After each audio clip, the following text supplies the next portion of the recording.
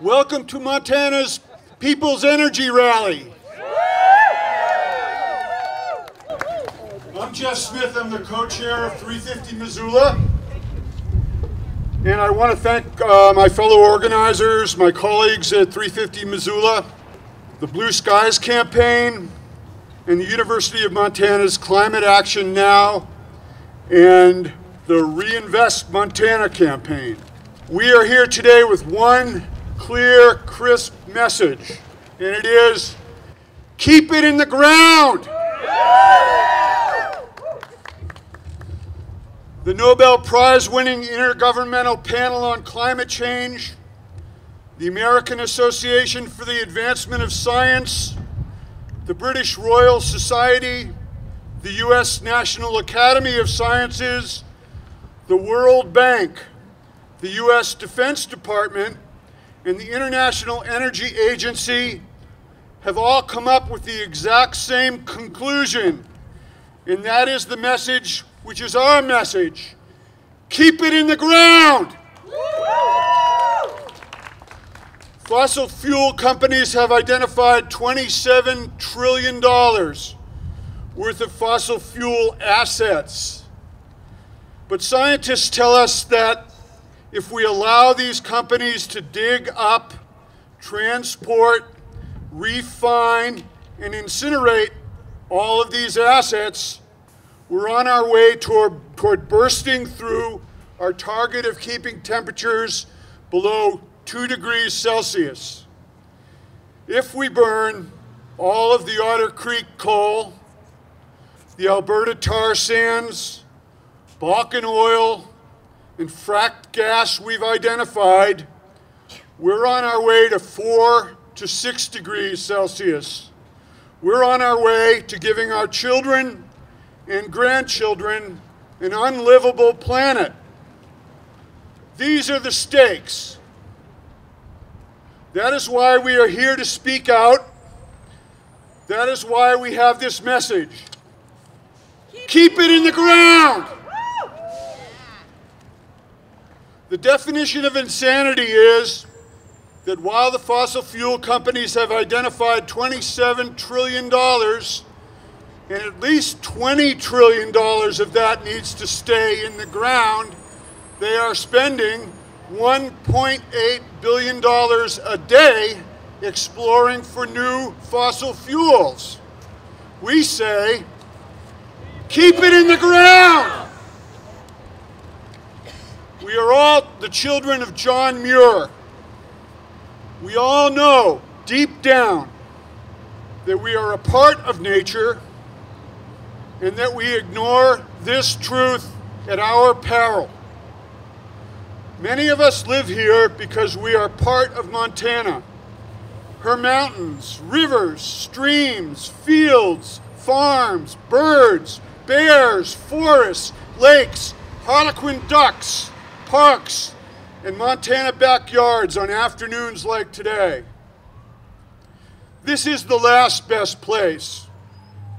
Let's not make it the last best sacrifice zone. To do that, our message is simple. Keep it in the ground. We can do better. We have a plan.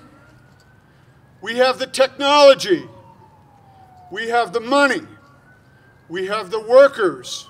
We have the power lines. This great transition to renewable energy and prosperity starts with our message. Keep it in the ground. One last thing. The environmental impact statements we've seen so far for the Keystone Pipeline and the Tongue River Railroad, and much of the discussion at conferences like this, are fueled by cynicism. The idea that Montana's fossil fuels will be burned anyway. There is nothing to be done. Don't worry about it. Let's make some money.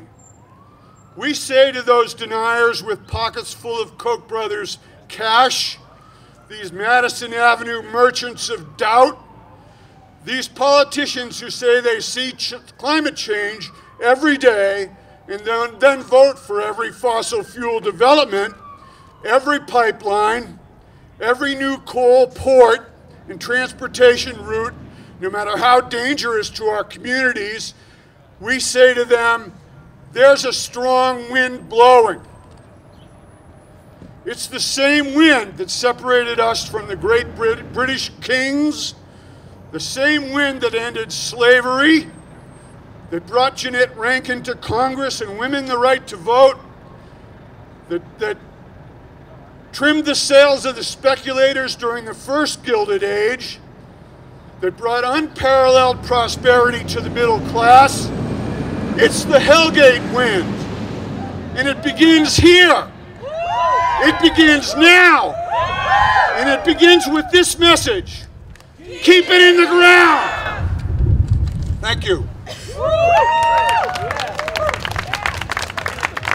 And I'd like to introduce Gillian Ellison, who's a sophomore in environmental studies, president of UN Climate Action Now.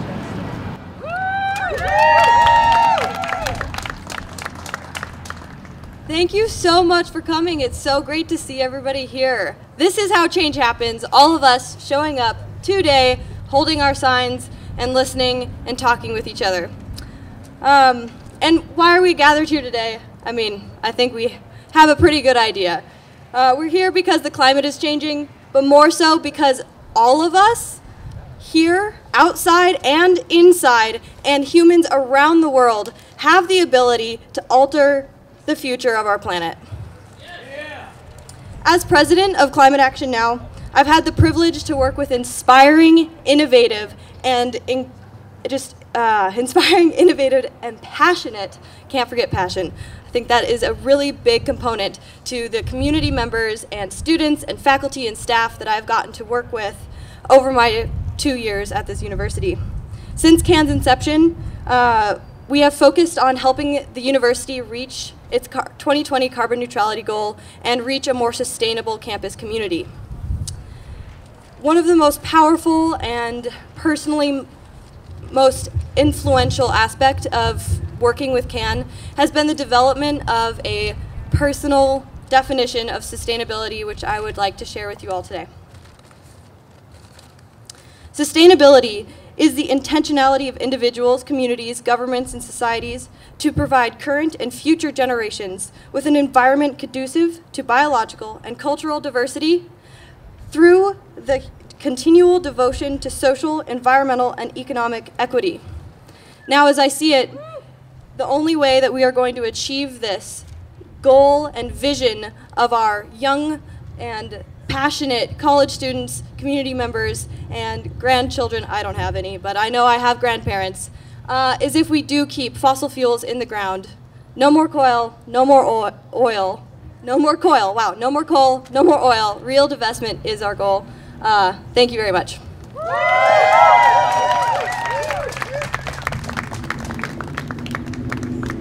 Next speaker is Bryony Schwan. She was the founder of Women's Voices for the Earth and has worked for a long time for the Biomimicry Institute, is also on the faculty at the University of Montana. Yeah.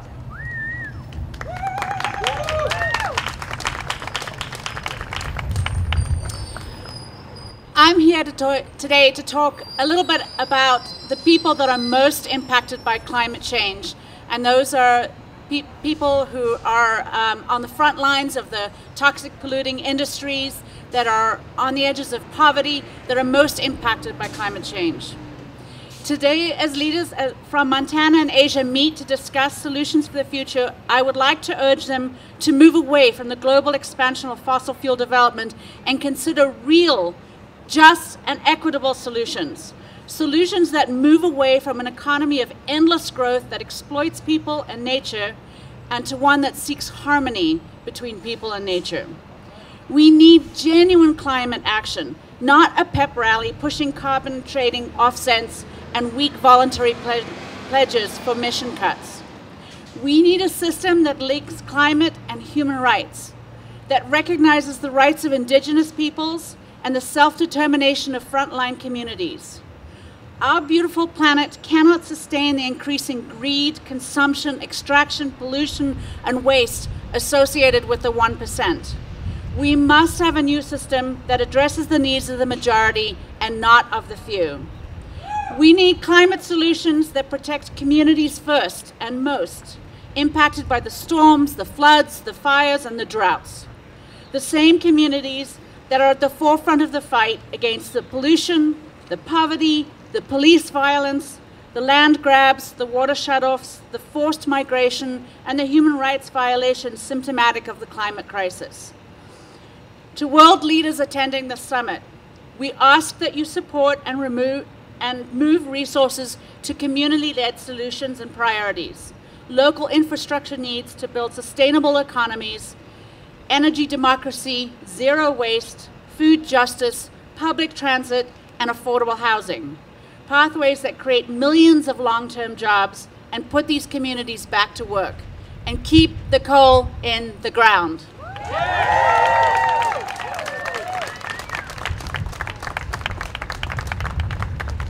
Next, Caitlin Pisercha and Simon Dykstra are UM students and organizers for the Reinvest Montana campaign.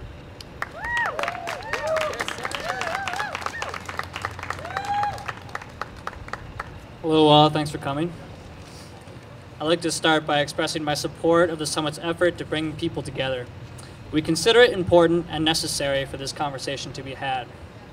And in the name of constructive dialogue, I'd like to add some thoughts. We live in a time where booms of oil and natural gas spread throughout the United States, and the world remains deeply dependent on the burning of fossil fuels. It is a time in which global carbon emissions continue to increase. It is a time where increased consumption thickens the blanket of smog resting in our atmosphere. It is a time in which ocean water advances up the banks of low-lying nations and forces people out of their homes. We all know these issues, not all through first-hand experience, but through the verdicts of scientists and by outcries of frontline communities such as the Navajo, Hopi, Beaver Lake Cree, Metis, Northern Cheyenne, Crow, Fort Berthold, and other peoples whose lands are being polluted and invaded by extractive industries. There are also the islanders from the Tutun Atoll, the Maldives, Tuvalu, Kiribati, the Marshall Islands, who are in danger of becoming climate refugees. Milan Loic, daughter of the president of the Marshall of the president of the Marshall Islands, said this: "Climate change is not something we learn in school anymore. We are living it. Our current economy and many of the people who run it do not empathize with this people. On the contrary, they are largely ignored." Reinvest Montana has been organizing for over a year now, trying to persuade the UM Foundation officials, who are in that building, to drop investments in fossil fuel industry and redirect that money into climate solutions, into renewable energy, and into sustainable local businesses. As an institution, UM invests money from donors on the stock market to grow our endowment. Right now, the UM Foundation is investing approximately $7 to $12 million in the multinational fossil fuel industry. Yeah, that's right, I know. Today and tomorrow, students will vote on whether or not to officially endorse divestment as a student body.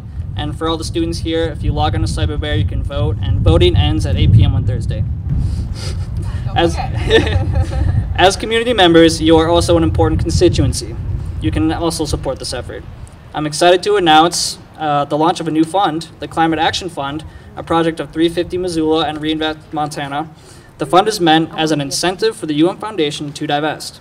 If the foundation decides to divest from fossil fuels, the balance of the fund will go to them. If they do not, the money will go directly to support the Student Cluster Revolving Energy Loan Fund and future student climate activism. There are a couple students with pledge cards if you'd like to donate. Raise your hands. Clipboard students. Tommy. Brett. He wants to know. Oh, great. Tommy. Thank you. We want a new economy, one without the need for ecocide and without built-in social inequality. We are here today to say that we do not support all the above energy strategies. We are here to say that we as Missoulians and Montanans stand in solidarity with those being directly impacted by the fossil fuel industry. We are here to voice our discontent with the economic status quo that favors the profit of the few over the needs of the many. Right now, hundreds of students across the country are staging sit-ins to achieve campus fossil fuel divestment. They're motivated by an understanding that continued mass fossil fuel extraction in an era of climate change is a gross violation of human rights. They believe that extraction in an era of climate change, they believe universities should be investing their money in infrastructure that will support a sustainable economy rather than collapsing fossil fuel economy. They also believe that continuing to invest money from donors in fossil fuel companies is both an active and a political choice. At we're facing that exact choice. Yes, a number of Montanans depend on the oil and gas industry to make a living, but the answer is not for educational institutions to continue blindly investing in the fossil fuel sector. The oil industry has always followed boom and bust cycles. It is not known for its job security. Besides, the oil and coal industries, what is it with those two words together? It's weird. Oil and coal industries are on the decline right now. We need to invest in the kind of infrastructure that can support a transition to a renewable energy economy. The transition is going to happen eventually. We should choose it. We should choose to facilitate a just and humane transition rather than a jarring, unjust one. So here we are, at a crucial moment in time, with decisions to be made in the future of how we provide energy to the people. How should we as a university that has a powerful voice within the public arena proceed? Yes, you can, but listen up. One plan of action is to keep saying the same thing, that we will continue investing in the very companies that propagate the damages felt by frontline communities. That we would rather put our faith in CEOs banking on business as usual rather than in our own climate solutions. Or we could divest. We could stand up and say we disapprove of how the fossil fuel industry operates. We could say enough, no more. No more will we idle our hands when we need to be building a new economy. No more will we bet against our own future. No more. Thank you. Keep it in the ground. Keep it in the ground. Keep it in the ground. Keep it in the ground. Keep it in the ground. Keep it in the ground. Then join us.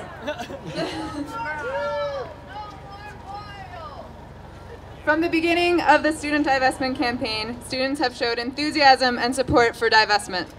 But continues to invest in fossil fuels. Students are the heart and future of this university. Our voices should matter, and we need to keep being loud on this issue. One of UM's 4 core values is sustainability. Another is leadership. As a university, we aim to prepare students for the global century. We have a strong climate change studies program and a reputation for environmental leadership. aims to be carbon neutral by 2020. Reinvest Montana students were asked early on if we'd consider dropping the divestment part of our campaign. Reinvestment isn't something that is hard for people to get behind. Our answer was no. Reinvestment is an important step, but it doesn't go far enough. If we choose to continue investing in the fossil fuel industry, we are undermining our other efforts to counter climate change. Carbon neutrality requires divestment.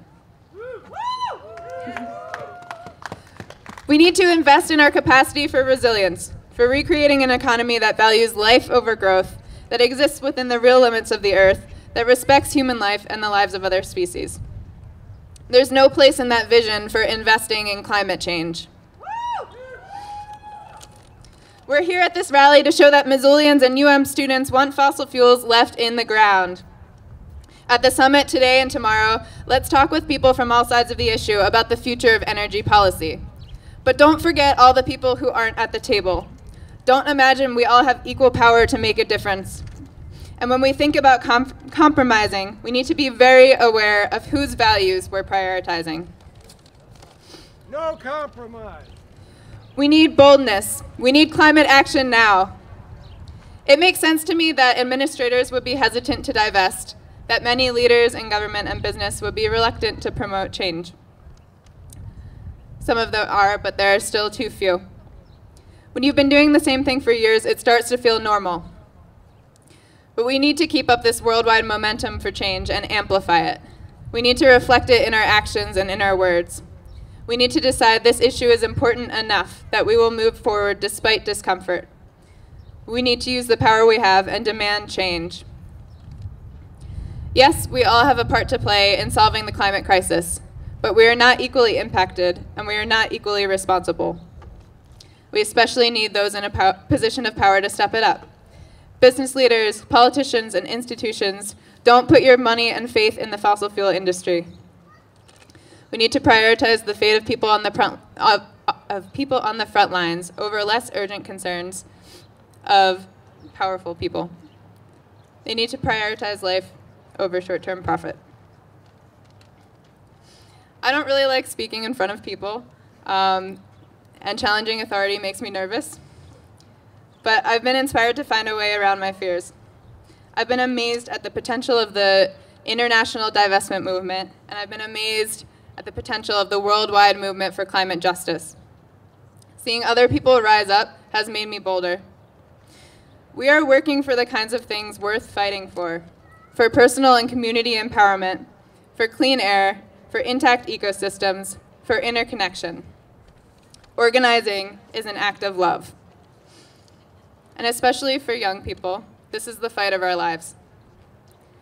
As long as people can't drink clean water, breathe clean air, as long as people have their destinies decided for them by powerful corporations and oil-hungry countries, we will not stop raising our voices.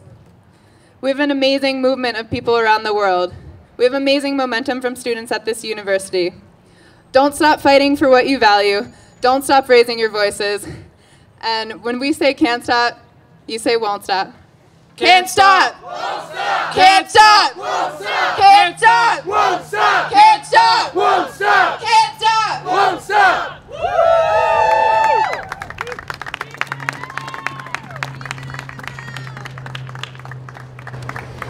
Our last speaker is Megan Brown. She's a student at the University of Montana and a volunteer organizer with the Blue Skies campaign.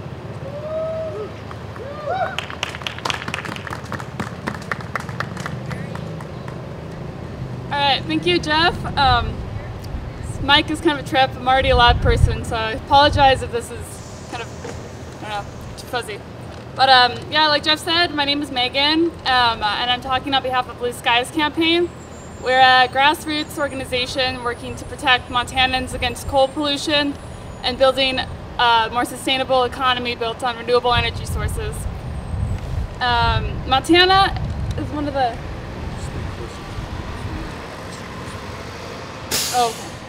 Montana is one of the largest untapped coal reserves in the lower 48.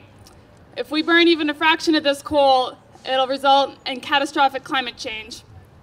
Montana has the power to be a leader in renewables and energy efficiency. We shouldn't be degrading our land and sending it overseas to a market whose consumption in coal is declining, along with our life expectancy because of coal. We can learn from places like Butte, who have already been degraded and have their land ruined and their water sources dirty and killing, diseasing people all over.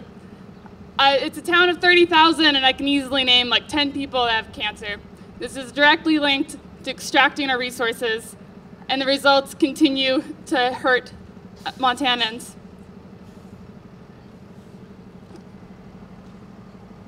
Sorry, my notes here. The coal pollution is affecting Northsiders and all Missoulians alike, and all through towns that are affected in the northwestern ports. We can see this in coal traffic that's hurting up the traffic congestion. It's noise pollution, it's air pollution. There's people who don't even want to farm for vegetables to feed their family that are living in the north side because of the coal pollution.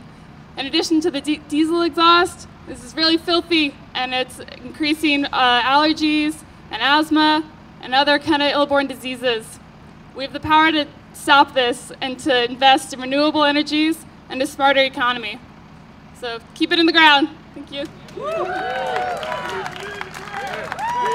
the ground! Keep it in the ground! Keep it in the ground! Keep it in the ground! Keep it in the ground! Keep it in the ground! Keep it in the ground! Thank you all for coming. one last announcement is that the Tongue River Railroad environmental impact statement has been published. There is time for public comment, a very short amount of time. Please do not leave here by grabbing one of those sign-in sheets for the Tongue River Railroad and express your opinion that that railroad is a mistake. We don't need that railroad. We don't want the coal trains coming through Missoula, coming through Montana. Thank you again for coming.